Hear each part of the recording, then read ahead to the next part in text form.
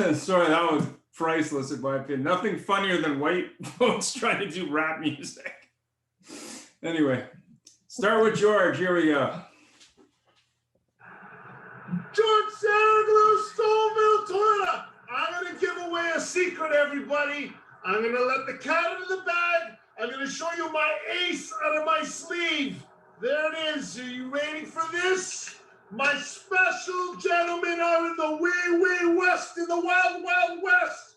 My man Ian, my man Jeff, the Auto Hub Show people.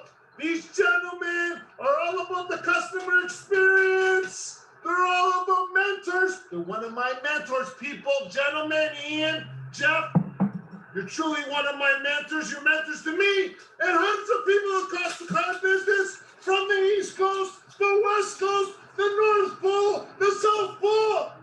I've been on your show all the way from Greece. Gentlemen, you're looking for the best of the best in the car business. You're looking for the best show in the business. The Auto Hub Show. The man Ian, the man Jeff. One man, one place. George Saraglou, Stouffville, Toyota. Thanks, George. So we came up with a few books. These are Jeff's recommendations. So Jeff, maybe you can talk a little bit to the why for these ones. Well, frankly, I have a frozen screen here. So these books are really awesome, everybody. I can't see your screen at all, Ian, but I got to tell you, I picked them, so they must be great. And they're really got to do with all sorts of subprime stuff. However, I apologize because frankly, I can't see them. So the three books are The Art of F&I from Lloyd Trussell, The Automotive F&I Selling Guide, and then 76 Cash Making Deal Saving Closes by Joe Sabatini. I'm not sure, I haven't read them personally, but those are the books for this week. A disclaimer, nothing that's said on this show by any of our guests reflect our policy or the policy of the show in any way, or we're not associated with them in any way. Assumptions made on the analysis or reflective position of any entity in the past speaker, so on and so forth. Essentially, this is our cover your ass statement. What people say on the show is really their opinion and their opinion alone. This is also on our website if you want to review it. So today's show is the Alternative Finance Show. So we have three great guests. So thanks very much, first of all, for coming on the show. And I'm going to go ahead and start with that. I'm just going to turn this off and we'll go from there. So our guests, go ahead. Yep. So our guests today are Kim McPherson. We go by Kimberly. I don't know what you prefer, but Kim, founder of Buy It Smart Auto and Sell It Smart non-prime training in that sprawling vacation capital of Halifax, Nova Scotia, which is under 19 feet of snow today. So Kim, could you just take a moment and introduce yourself? Well, that's pretty much it. I've been in the car business since '96. Started selling brand new Toyotas.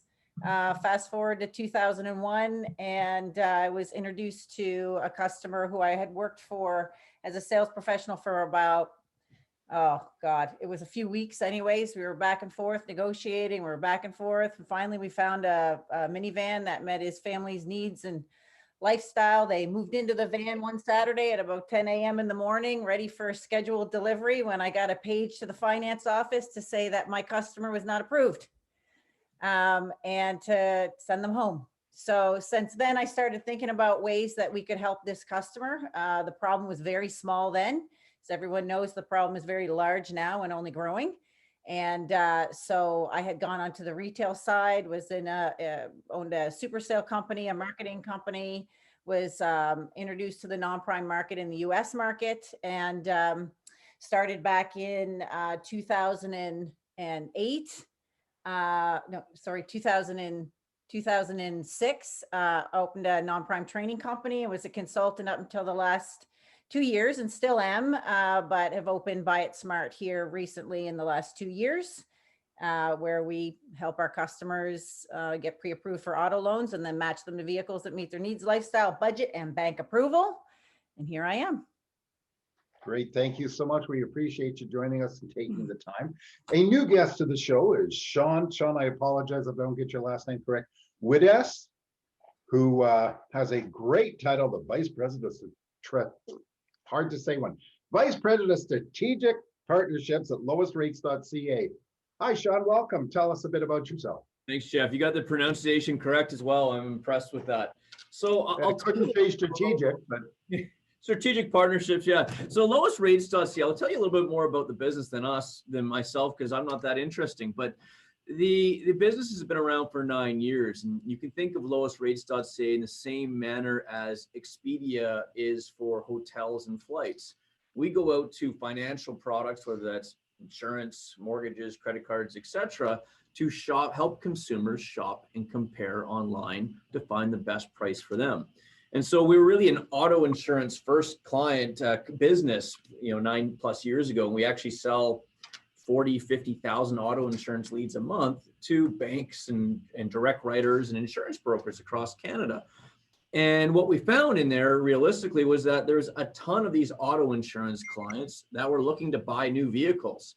And so we said, we've got to get into this business somehow. We got to figure out, we saw competitors doing very, very well at it. And we failed miserably out of the gate and made a ton of mistakes, to be honest with you, and kind of reinvented it and got back into the business last year at a much higher level. And we have about 400,000 Canadians come to our site every single month, unique visitors. So I'm not in the trenches like yourself, but I can give you a different perspective of what we see from consumer behavior. terrific. Thank you. And you know what? This is all about different perspectives, because people tune in to find out things. And if we all do it from just everybody's own little in the trenches look, it's great having something from 20,000 feet. And last but certainly not least is Nick Basha, is the Director of Finance from Skip the Dealerships, not Skip the Dishes, which in many places right now isn't very popular. In Winnipeg, Manitoba. Nick, thank you for joining us. Tell us Oh, you're very welcome. Well, the difference is that, back in 2011, it's actually much more like Kim's story. I was a retail finance manager for a dealership, it was a Suzuki, Winnipeg Suzuki. And at that time, when customers that were coming from northern Manitoba, traveling 8 hours, 12 hours, just to come in to get a kind of like a thank you for showing up and, go shop somewhere else. When a customer says, like, why can't you just get me approved and call me with the approval? Why are you wasting my time?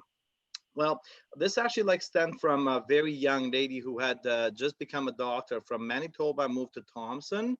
So she said to me, you know what, I prefer that you just tell me I don't get approved over the phone rather than me actually spending thousands of dollars and a lot of time traveled. So that just came to my mind, thinking why can't I just do that? So you know what, we came up with a name, complete different name. It changed back in 2012, skipthedealerships.ca. And since then, I've worked with many dealer groups such as Auto Canada. I've worked for Birchwood Group as different and good positions. So really, I did not put as much focus on my company as much as I'm actually tuned in now. So before I move into the the nitty gritty of the business, basically. Skip the Dealerships, we're changing the way the buyers are looking at us. I'm not really interested on the customers that they just have bad credit. We're looking at all platforms such as miners who are in the northern communities, First Nations, really we're not really looking at only bad credit, because not only bad credit should be able to get a vehicle from the comfort of their home. And especially in today's market, customers don't want to come into dealership. Customers don't want to be, they just want to buy it from their own home, zero travel to save their cost, So essentially changing the way the buyers are thinking. It is a big uphill, but I think that, eventually we will come into the, where people are going to be more comfortable buying from their home. Also, I spent a lot of money, hundreds of thousands, if not millions of dollars, in buying leads from various lead companies. And based on those, buy from me, we approve everybody. 90% of the leads basically.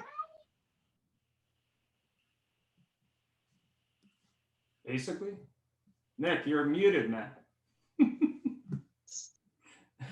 There we go. Thank you. Thanks very much, Nick. Nick, it's very interesting how you said that thing about the traveling, because my first question actually deals with this, because in the old days, we were always taught, you know, that finance manager would say, look, I'm getting trouble getting them approved. We've got them done on an alternative way of financing, but don't say a word until they get down here, because then we'll just stuff them into it. And by the way, pull that focus up so we can roll them even though they're looking in a truck.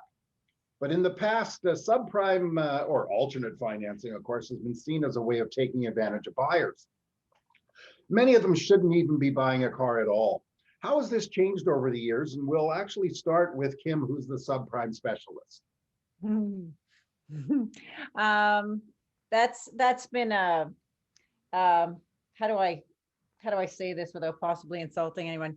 That is a statement that a prime customer says. That's a statement that somebody who has the ability to do whatever they want financially says. That's not the statement of somebody who is just recently gone through a divorce, sees their kids on the weekend and works in a construction site and doesn't have the ability to get to the job. So we have to think about how our customers, how are they coming to us, and stop thinking about how in the industry, in the retail industry and automotive, we're very bad, quite frankly, at understanding from our customers' perspective. We seem to constantly want to shove our own process, our old ways of doing things. Like, we're still pushing test drives with customers, people. Like, come on, we've got to get into what is our customers, what are they saying to us? What do they need from us? And never before has it been important for us to listen to those needs and match them with a vehicle that meets their budget and bank approval. It comes from a place of privilege when we say, oh, it's bad to get into the non-prime market. It's not bad. You need a plan to be able to educate your customer. I happily, and I sleep every night putting people into even sometimes 32% loans. But what I won't do is put them in a 32% loan on the vehicle that they want. I'll put them in a 32% loan after I explain to them how I'm going to pull them out of that 32% loan in 8 months. And the way that we're going to do it is on this $8,000 vehicle that you're going to make your payments on time, all the time at $300 a month, so you can get to work and keep that job. And then in 8 months, I'm going to pull you out of it, and we're going to draw probably $6,000 in negative equity over to the next loan. But I'm going to drop your interest by 15%. And then we continue, and then we go on and go on. So never before has it been, it's more important for us to listen to our customers, to really get right with non-prime. If you're in it, like, you got to understand it, you got to get right with it, and you got to be able to educate your customer and articulate the plan for them that goes beyond, let's shove them into a vehicle. You just can't do that anymore. And if you're not authentic and real, then you're kind of screwed that way. You've got to be able to tell the truth, explain to the customer how it works, and then they'll understand their positioning on it. Yeah, that's a very good point. So many people actually get delivered a vehicle and have no idea what they're going to do when it's not what they want or whatever, and there they are in a year going to another dealer who's saying, oh boy, are you buried? Sean, how about your take on this? Seeing as how Nick looks like he's gone offline for a moment. Yeah, absolutely. I mean, we're fortunate. I'm out in Kelowna, BC here. We have a call center here that we work with, and we do other divisions to speak with consumers and hear some of their stories. It's a pretty rude awakening for pretty fortunate people like ourselves that, mothers, fathers, I take the bus to 2 hours each way to get to my employment. I've got a kid who has to stay in daycare till 6 o'clock at night, and they get there at 6 a.m. in the morning. These are heart-wrenching stories when you actually talk to these people, and you're helping somebody's life dramatically. Now, as Kim said, as long as you're not pulling them into something that's going to put them in even a worse situation down the road. So it definitely needs the right person that's managing these and helping these people get through their situations. But there are some really challenged people that really can use the kind of hand up and help. And they kind of felt many times that they had no opportunity. They had no chance. It was a a desperation application to talk to somebody thinking I've got no hope or chances here. And when they get that opportunity, it can be a life-changing event. So there is huge opportunity for alternate financing to be extremely helpful to consumers. And I think I'm a big advocate of it in the right way, done in the right way. Perfect. Thank you. Ian.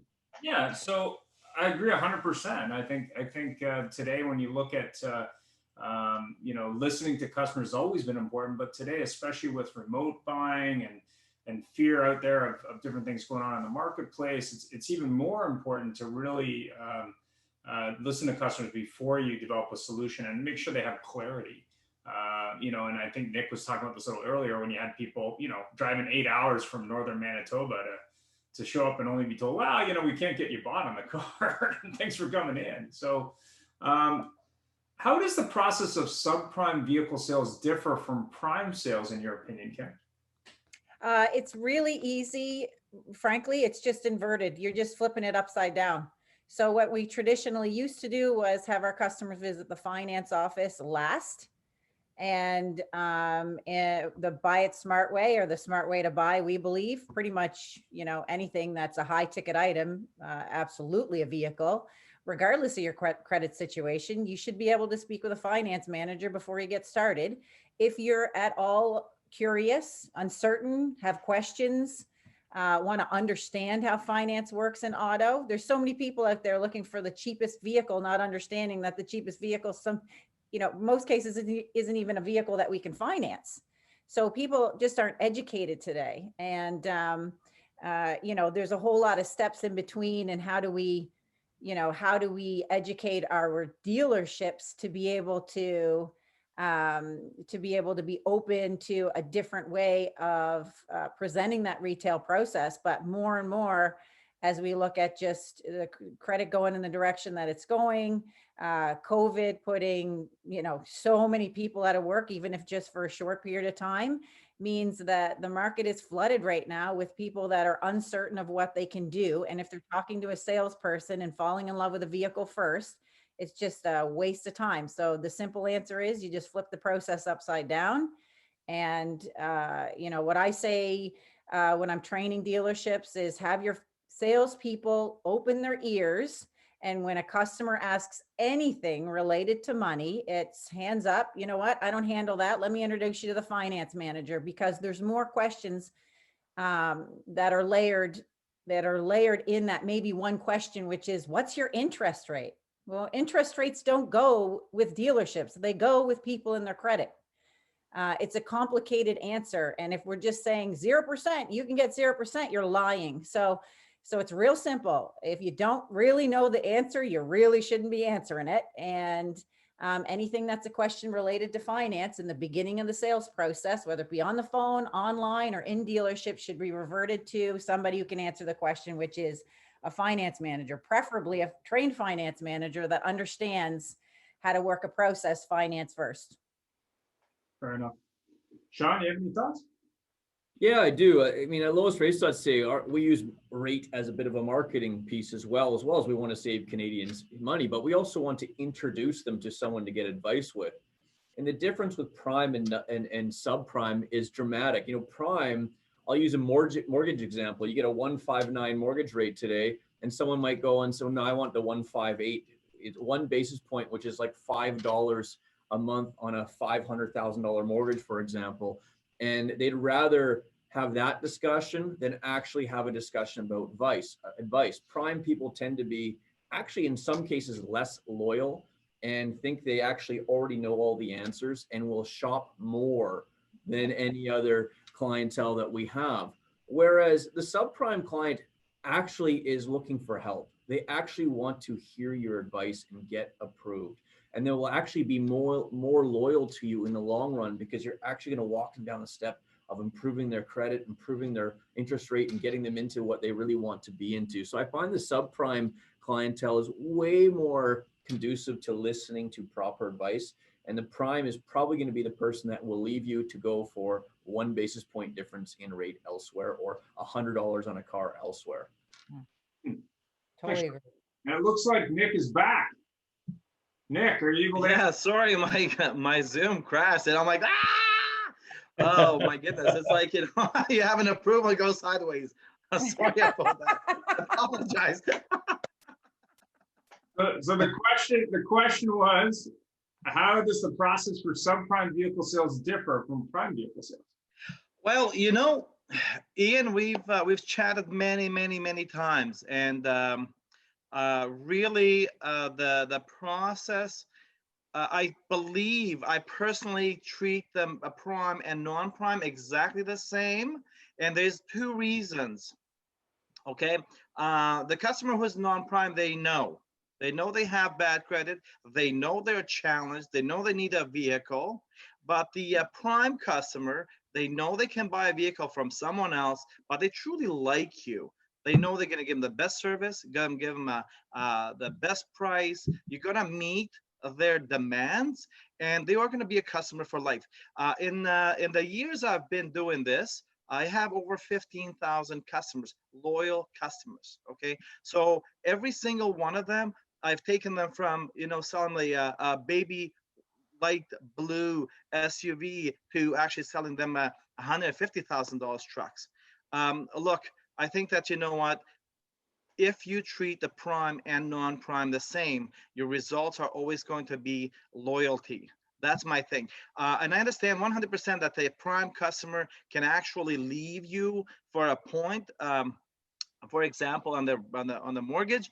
But in the auto industry, we actually have a lot more to play around. For example, having many dealerships in my portfolio, I can actually go get them a 0% from a Ford dealership. I can get them a 0% at the GMC. I can get them a 0% at Toyota. But the thing is that, how does a customer know, right, that I am doing this? And unless you show them, they will know. So I really truly think is that if you tell, the communication is 100% the pinnacle of the sales in this whole prime or non-prime. If you let them know where they at, if you let them know what you're doing, and if you let them know what the outcome is, 100% those customers will stick with you. I really truly believe so. I just did a deal that was 819 Beacon score.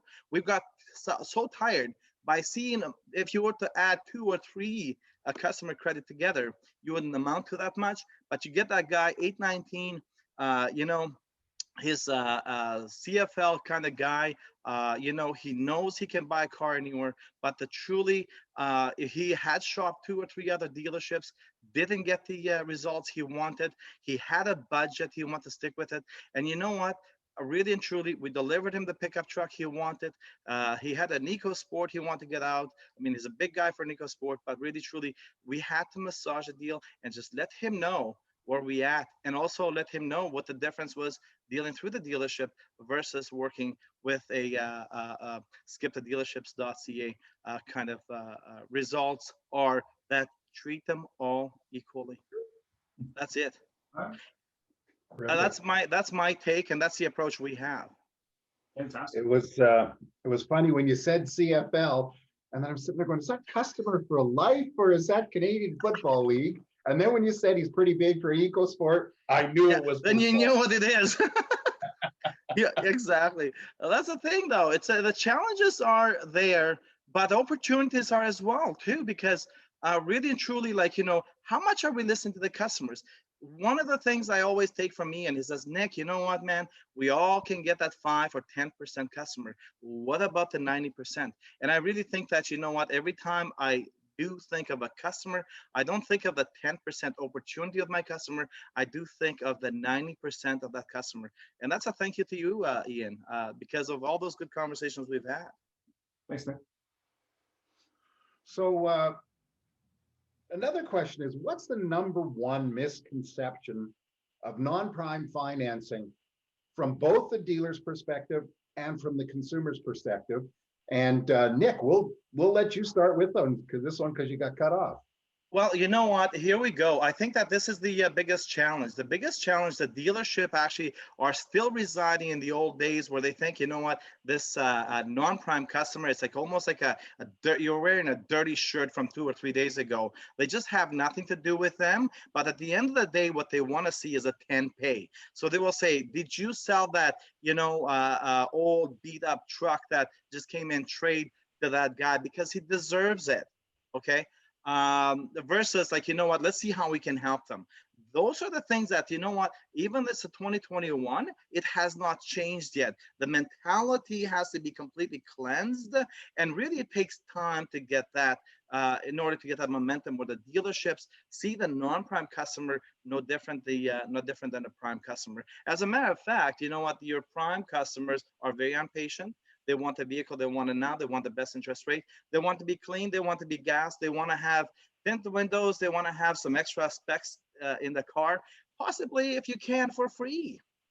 But your non-prime customer, it's your patient customer, it's your loyal customer, and it's going to buy customer. So why not just really put together a good package, keep them happy, and you have that 9 to 18 months to really bring them back in and reconstruct the deal, get them off those high interest rates. You know what, really, almost on the same payment, they can drive a brand new vehicle 2 years from now. And really, truly, I think that most of the dealerships, what they have done is that they have taken the customers and they're just running them through like the herd of sheep, like just get the numbers out, get that numbers out. But really what we need to do is we have to look at the customers, not like a spotted sheep, but you want to look at as everybody, all the same customer, treat them with respect, give them the respect, let them know what their faults are. And most of the times those people actually do know what their faults is. So that's where I think the dealerships are lacking the customer service knowledge and the ability to contain and sustain and grow that relationship for future. And this is today why you have so many non-prime teams that they are spread nationwide. That's the only reason, because the dealerships cannot maintain the good relationship or build that relationship with the customer. That's a non-prime customer to eventually bring them to a prime customer. That's my very long answer to you. Yeah, well, it's a great answer too, because some of the worst things you can do is treat a non-prime customer like a prime customer or vice versa. True. So Sean, how about your take on this? On the number one misconception? I think the biggest thing is there's this negative connotation with non-prime financing. And I think most people would be shocked to figure out some of the Canadians now that are actually non-prime. I think you really need to start thinking about what does the middle class look like? And they are going to be, if not already, more and more your client. You see the indebtedness in Canadian households. You can go around any suburbia neighborhood and walk around beautiful homes and perfect families. And there's a ton of these individuals that are really, really challenged right now in their life. And I'm going to say more and more of that's going to be happening, unfortunately. We'll talk about that a little bit later, but I can see more and more of that happening in 2021 here. So the mindset of who a subprime person really needs to change. You will be shocked of, well, maybe we need to rephrase it to a near prime, as we, in the mortgage world, they call it near prime, and it's more of a friendly way of saying subprime. But credit rating is going down for a lot of middle class people, and you're going to be shocked at the type of people that walk into your door for alternative financing. Great. Yeah. So Kim, I see you sitting there going, So I would say there's three things from the dealership's perspective as a trainer. What I would hear is non-prime's bad. There's no money in non-prime. And I would say that another problem that they would give me is it takes too much time. So too much time to work a non-prime deal. It's bad for the customer. We should you should never put a customer in a high interest rate loan. And there's no money in it. Those are three of the major misconceptions. They couldn't be farther from the truth. We do business profitably, ethically. Our customers are ecstatic with us. We've got a 4.9 Google rating, and we average $4,500 a copy, mainly with good product in the back and reasonable prices in the front. And we got a great success record. As a trainer too, teaching other dealers, I have clients that have great success records over the last even 20 years now, taking their customer out of high interest rate loans and putting them over time. And the time frame now is shorter. When I started doing this in 94, it would be like, you couldn't pull your customer out of a 30% loan in 8 months like you can right now. The programs are unreal with the banks. So the profit is there. You can do it morally and ethically sound and still make really good money. The timing is the fault of the dealer because they're not well trained. So if somebody thinks non-prime takes too much time, it's because they're working the process ass backwards. We've sold the vehicle, we've committed the customer. Now they're sitting in the finance office 2 days later when they thought they were coming in to pick up a delivery, but they're actually being sold, hey, sorry, you didn't qualify for 0. You're really at 11.9, which is a great rate for somebody out of bankruptcy. But now the customer's pissed and they're like, oh my God, like we just, we negotiated for however long and now we're at a, 650 payment when what we said yes to that SUV was 589 or whatever the story is. So through proper training, those misconceptions can be squashed. And as far as it being bad for the customer, we've all agreed to this now. I think everybody understands that with the programs that are out there with the banks and with somebody who's educated and able to speak to their client looking to purchase a vehicle with some credit issues, if you can educate them on the process, they will take, I have a famous track line I say with a lot of my customers. Track line's probably not the right word, but it's something that I use all the time. Before we get started, after explaining them how it works and that we're very similar to mortgage brokers, I'll ask them to give me a little detail about the type of vehicle that they're looking for. And we talk about wish, want, and will take. So I've got, no matter how the credit comes back, I've got a solution for them that eventually they can take back the control and get into their wish vehicle. There's no reason why. Like, the world is big and beautiful, and you can plan for your dreams, and you can also plan how to get there, even though you're in the worst credit situation. And we can actually help people do that. I think there's a huge misconception also on the consumer end, which is they have to come hat in hand to a dealership and say the words, "I've got bad credit today." And that is a damn sin. It's the challenge of our industry today to start looking at ways to communicate. And I believe skip the dealerships, great way to do that. Lowest rates, awesome way to do that. Where like us at Buy It Smart, we're coming out into the world and we're saying, hey guys, like, you're not by yourself. Over 60% of Canadians, they don't necessarily have bad credit, but they have questions about their credit and they're not sure what they qualify for. And so what we do as Lowest Rates, as Skip the Dealerships, as Buy It Smart, what we do is allow you to ask those questions first before you go to a dealership and start looking at a vehicle. Find out what you can do. Find out what your credit can buy you. Talk to somebody so that you're not emotionally putting yourself and your family in a vehicle and then being told your payment's $700 a month when what you wanted to spend was $500, and $500's doable. $500's doable at any interest rate. We just have to manage the vehicle expectations. So there's my long-winded answer to your very short, awesome question. Thanks very much, Kim. Question, this is a two-part question. And I found this when I was working with dealers across the country, was that certain types of dealers, what I'd consider mainstream dealers or certain brands, are against subprime. They don't want to touch it. They think it's like a bad lunch or something. They don't like it. They think it's radioactive. What do you think? Yeah, they just don't want to touch it. They don't want to talk about it. They're like, I don't even touch that. So what do you think that is, number one? And then what do you recommend mainline dealers do to ethically promote alternative financing to separate themselves from dealers who sell finance first and then the vehicle? And I'll start with Kim, since she was basically talking about this anyway. Go ahead. I'm going to get aggressive here, actually. Here's what I say to dealers that don't want to participate in non-prime. Bye. Yeah. I'm so tired of you, really. Okay. Like, as a trainer, how many times the opportunity's been laid out so many times. It's obvious that this is a growing problem. And if you do not want to be in the environment that is going to help Canadians continue to purchase vehicles from you, even though that market is growing and growing and growing, and you still want to close your eyes to it, then good luck to you.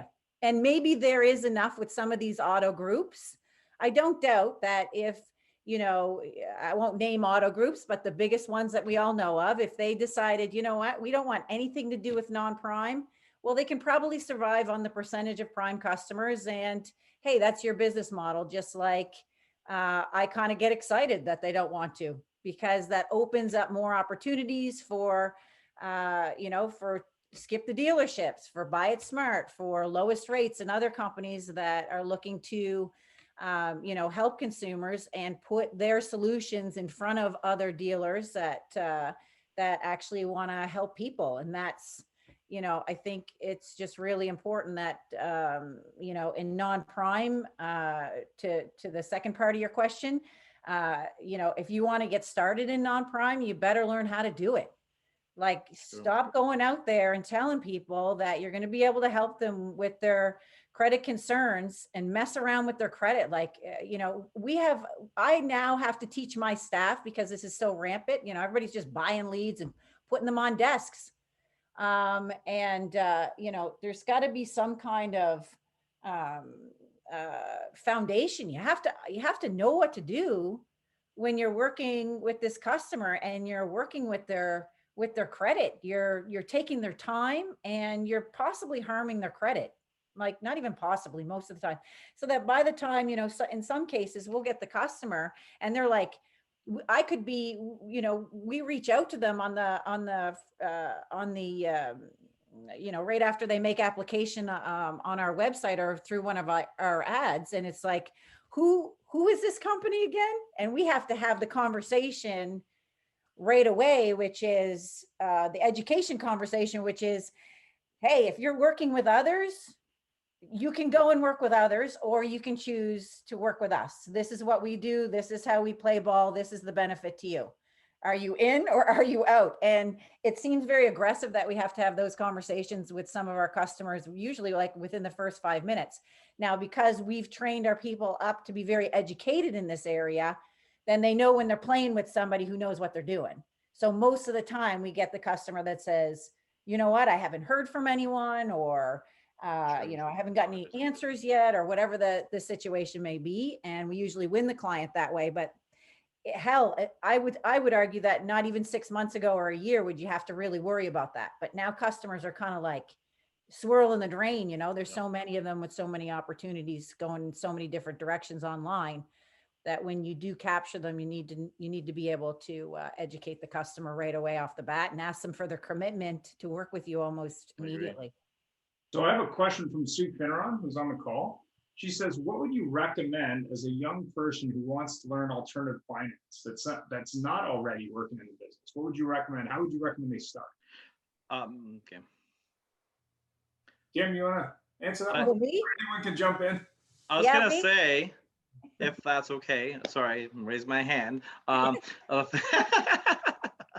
thing is that I'm really interested to know, and it's very where, like, you know, what stems the ideology of her going into the alternative finance, because sometimes, like, you know what, it is a broad wrong intention that I am going to go in to make a pile of money, but the start of that would start actually by learning how to two ways you can do it. Number one is if you can go direct through the dealership and learn the process of the selling of the car, so you really understand the timing it takes to put together a deal, right? So from the lead to delivery, so you understand the dealership process.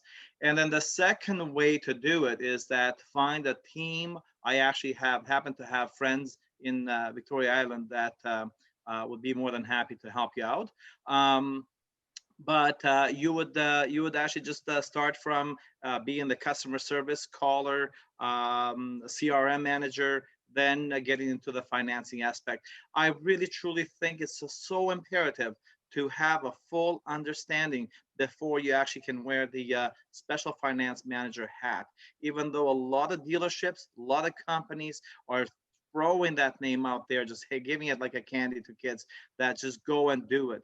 Really, like, you know, you need support, You need time, you need training, and you need the proper education, because even the retail finance managers cannot really truly understand the subprime or the non-prime business. And I've seen that from years and years. And the worst thing is I've seen it with veterans who have been in the business for 10, 15 years. They still don't know how to put together a non-prime deal. So my advice is I would just do two ways. Go through the proper, like, go in the dealerships, start selling cars, get familiar with the needs and wants of the customers. Then, retail F&I possibly, or the second way to go is just go direct with a good, reputable team that will take you in and just show you the way. That's my advice. All right. Anyone else, Kim or Sean, want to comment? I was going to say, I mean, if you're new to the business, working with someone like Nick, who's done it thousands and thousands of times, working with someone like Kim that not only does it, she coaches it, is imperative. Now, we sell leads. We sold over 500,000 leads last year across different verticals last year. In Camley Auto Finance is a different world. We made a ton of mistakes in the auto finance lead generation perspective as our own business until about last year, and started getting a call center and scrubbing all the leads.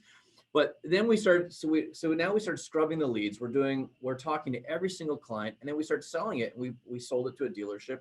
They bought 50 leads, and yeah, leads aren't any good. We're like, man, this doesn't make sense to us. Like we talked to these people. So then we rephoned every single lead, and we found, like, yeah, nobody called me. I already bought a car. They called me like a week later. Like, are you kidding me? So you need to have a process. You need to learn what to do and how to do it. We use an analogy in the lead business like this: is if you had a retail shop in the old days, the retail shop, a storefront location, and we walk in, somebody walks in and rings the bell at the front desk. Okay. And I'm the consumer, and I ring the bell, and you come out and say, "1 moment, please." And then you turn around and you come back like 9 hours later. I'm not sitting in your lobby anymore. Nope. The internet is your front desk of your retail location now. So when the lead comes in, they're sitting in your lobby, they're waiting to talk to you. And if you don't call them, they're gone, and they're gone elsewhere. And then so dealers will go, you guys must have sold that lead twice. I talked to them 4 days later and they'd already bought a car. No, you just talked to them 4 days later. And that was the problem, or 4 hours later sometimes. Yeah. 24 hours. Yeah, 24 hours. 24 hours. We actually have, Sean, we have a policy in our company that within 24 hours, my finance managers, if they have not reached, we have our own CRM system. So we actually see lead comes in. If it's not processed, contact, emailed, phone called, that means that the next finance manager is taking that lead. There's no more that the lead is sitting on somebody's desk. We're, you have to streamline it. And this is where you came in, actually, the bad lunch, Ian. That is a bad lunch, because you paid for somebody else to eat. You bought the lead and somebody else just sold the car, and then going back. And you know what? 2 years ago, I was regional manager for one of the largest automotive groups in Canada in the special finance. And that was our biggest problem. Our biggest problem was that lead came in and the calls never happened. Customer never got a call. They will get to it. They will make the phone call. They will send the email. But you know what? Really, no one did it. And then we spent hundreds of millions of dollars a month. I mean, we're talking about hundreds of millions of dollars a month. We had 17 teams nationwide. So just imagine how many mouths we had to feed, how many leads we had to buy, to generate, to keep all those business and all those lights on. It was enormous. And really, truly, the bottom line came down to, we closed 5%, only 5%.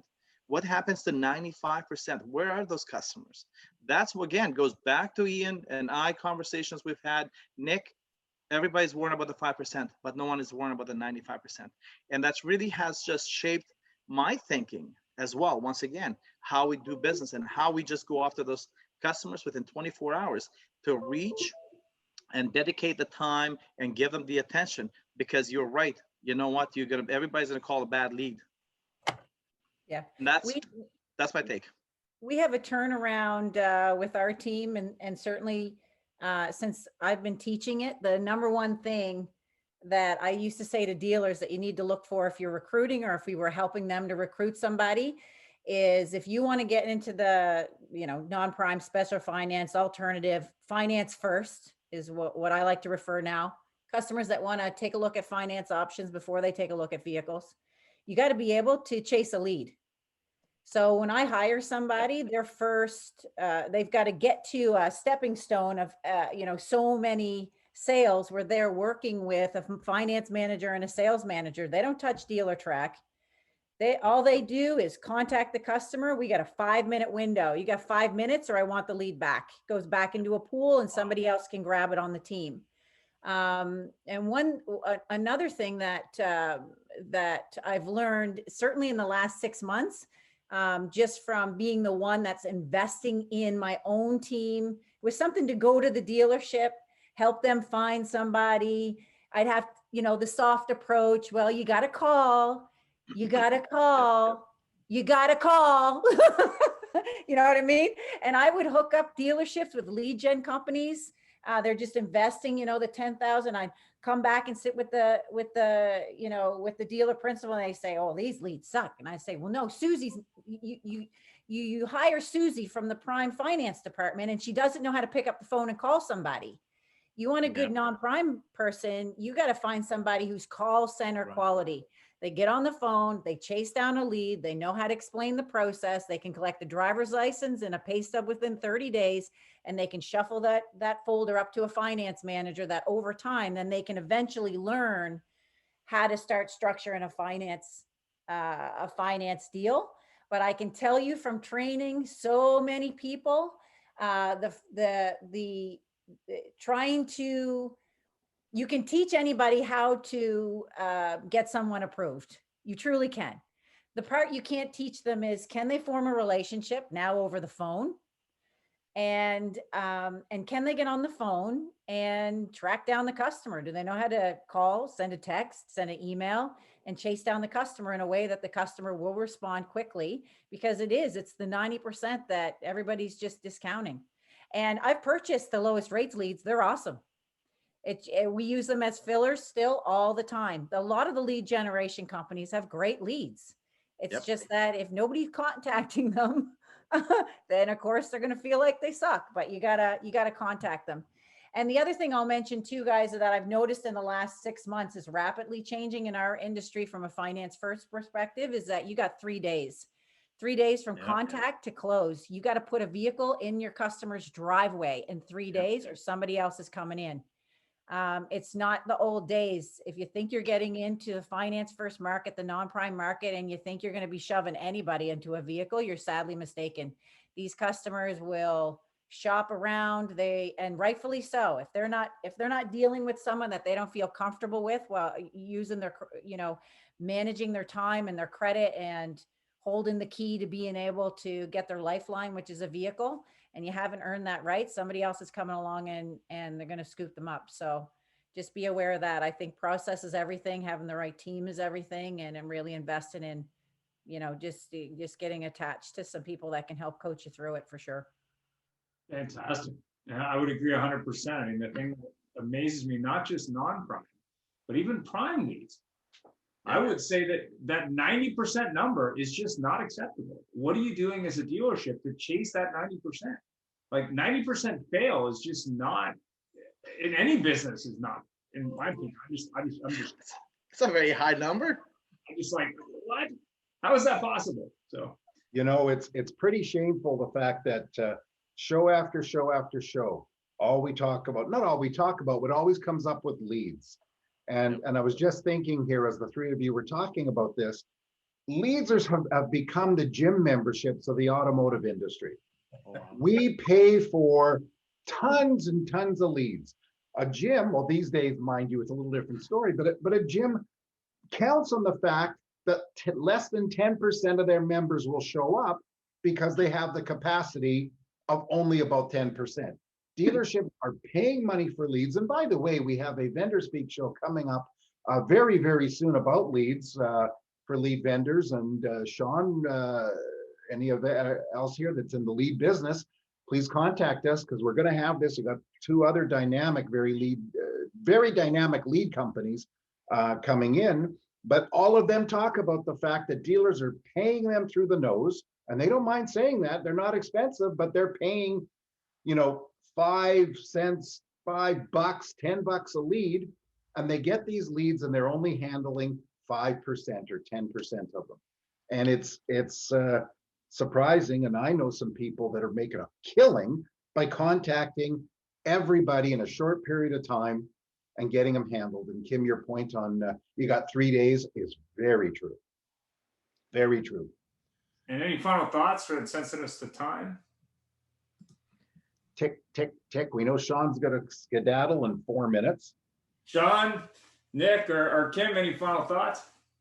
Well, all I would say here is that you're going to see more people that were considered prime in 2018, 2017, becoming subprime. And these people have been in the prime shops. They have a prime experience in their mindset. And there's no reason they can't get a prime experience with a subprime credit rating. There's going to be more and more of it. And those that don't jump on the bandwagon are going to be losing market share. As Kim said, there'll be some that stay as is, but this is a massive opportunity. It needs, the dealership world needs to change the mindset. We certainly do from our perspective. And, to Ian and Jeff, I mean, really thank you for the time and the invite today, and happily do it again. And I apologize, I do have to run to my next appointment here, but really appreciate the time. And Kim and Nick, awesome. Really appreciate it. Thank you. Sell some leads. Will do. I'm going to bounce in that with this opportunity as well too. But I'm just going to say quickly is that 2021, 22, and 23, we're going to be seeing like a mudslide of bad credit coming in. Dealerships with some of the big groups I've worked with, they have a finance manager, 17 customers average per month. And truly and honestly, what they want to look at the cream of the crop. So anything below perfect, it's going to go sideways. I think it's gonna be like a big waste of leads and customers if they're not dealt with the process, proper process in place, I should say, right from the get-go. That is going to be the 2021, 22, and 23. We're going to be seeing that as a mudslide of bad credit coming into the market. And I don't think that your typical dealership is prepared for that, because they only train the finance managers, 17 deals a month, and kind of slot all the good customers in. And the rest, they're going to be shopping. They're going to be falling into the subprime market, back to generated for leads, like for ourselves. I would just say if anyone's, interested or looking at non-prime as a career move or looking to level up at their dealership, they can reach out to me anytime. That's never a problem. We've got online programs, and certainly just having a conversation about some best practices, totally open to that. So I think my contact information is around for anybody that wants to reach out. And as far as dealerships go, certainly here on the East Coast, what we're doing at Buy It Smart is you're hitching our wagon to the franchise dealers that either do not have the resources, can't afford to, don't want to put the budget together, or just simply do not want to do non-prime. They can send their leads our way. So we're trying every angle that we can to just help the non-prime or the less than perfect credit customer or near prime customer that just wants to be able to have that finance option available to them before they go shopping. I do have to say in closing here, you mentioned earlier about dealer groups, and we all know who and what, and there's one large group that lives on subprime, and there's other large groups that like subprime is a dirty word. And with their power, if they would embrace subprime and call Kim McPherson or skip the dealerships, etc., their business would go through the roof, because their business model, it's, we don't talk about subprime. And if they are, well, the business managers may not get them, and oh well. You know what? It goes to, and I'll just say this quickly, because having sat in these meetings where, if I'm going to pick a client in the old days, running around dealership to dealership, I'm picking the client that owns one, maybe two dealerships. People would say like, Kim, how come you don't get the big guys? And, you'd be set for life. And I'm like, the inner dynamics in some of those groups, they just can't, it's like I'm presenting a very simple process here with a very simple solution. But it almost is like the bigger it is, the harder it is to change those traditional ways sometimes. But yeah, the opportunity could be great, and it would make I mean, it makes my hair stand straight on end when I sit with GMs and just run their numbers on loss of revenue, let alone what they could be making. Just complete, if you sold 100 cars last month, and I use this example all the time because it was one that was like a common, we sold 100, we lost 20. And I'm like, like 20 at a $4,000 average is like, and we're going to complain about buying leads to get started or investing in training. We're talking about an instant Cash. Instant. Yes, exactly. Well, So these groups, it's so funny because, these groups all have directors of finance and, vice president of financing, etc. And some of them you mentioned subprime too, and they don't know anything about it. well, the other thing too is, and I'll just, again, like I get so passionate about this, but the other thing is that the non-prime problem was never a finance problem.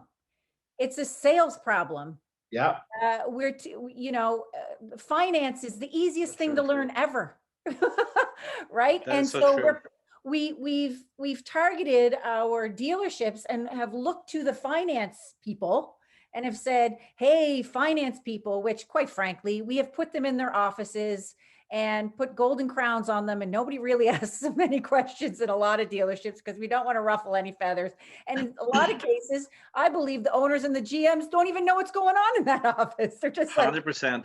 we let 100%. them do what they're doing. I second and then that. They come out and they say, non-prime's no good. It takes too much time, and just shit all over it. When there's a salesperson sitting on every sales floor in this country getting frustrated because they're selling their 30 cars a month and they're losing 10 of them. And if you ask them what their advice would be, they would probably say, why can't I just introduce them to somebody in finance and find out how much money this guy can buy when he comes in and he says, hey, I went bankrupt 2 months ago. Can you help me? And you're like, well, yeah, I'm sure we can get you approved. Let's go for a drive in the Jeep. You're like, like there's your finance person right there. The one that's complaining every Monday saying, I keep losing these deals. You could put them on the phone and say, hey, call all your non-prime people and say, hey, you're right. I mean, this would be the worst. This is the worst way to approach it, but it's better than having them all die. Take all your dead deals at the end of the week, put Johnny Rookie, on the phone and say, just call him up and say, hey, we couldn't get you approved on that Jeep. When can you come in? Book an appointment with our finance manager. We'll find out how much money you can get, and then we'll match you to some vehicles that meet your budget and the bank approval. And I bet you they would get some wins. It's not the greatest way to do it. I try to catch them up front and have a program that pushes them in the right direction from the beginning. But there's a lot of hungry salespeople out there, which just given the rope would be able to run with the non-prime department. Stop asking your finance managers. They're not in that game. They're in the prime finance game. It's like a diesel mechanic. It's like almost like you have to treat the subprime and your retail finance managers as a diesel mechanic and an electrician. Okay, those are the two different spectrums, right? I might just use that term, that analogy, like a diesel mechanic.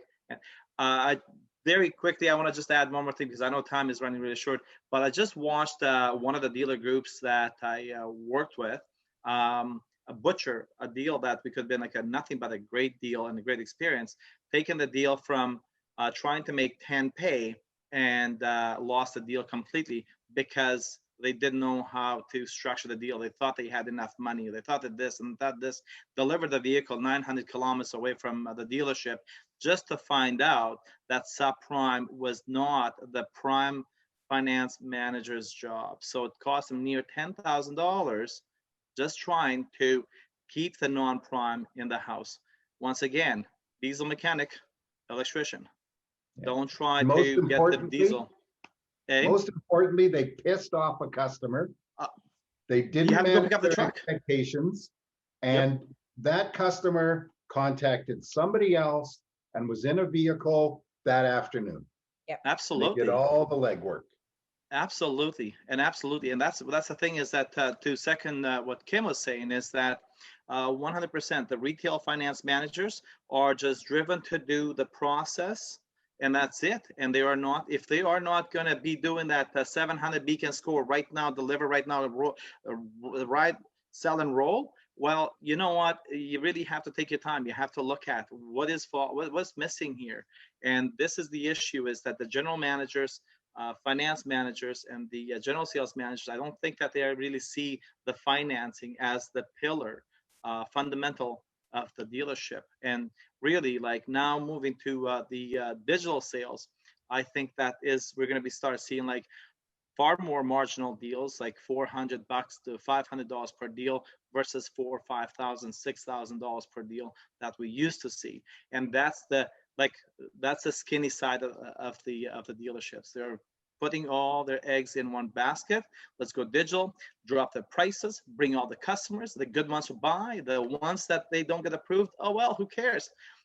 Missed opportunity, it's far greater than found opportunity. No question. Thank you all very much. It's been fun. Thank you. Someday I look forward to meeting all of you in person. You know, it's when we can all travel, etc. Kim, you become an old friend of us, and who knows what we look like in person? We have hair. Thank you all. It's been a pleasure. Enjoy. Stay safe. Thank Thank you. you for your time. Have a Thank wonderful you. day. Bye-bye. Bye-bye.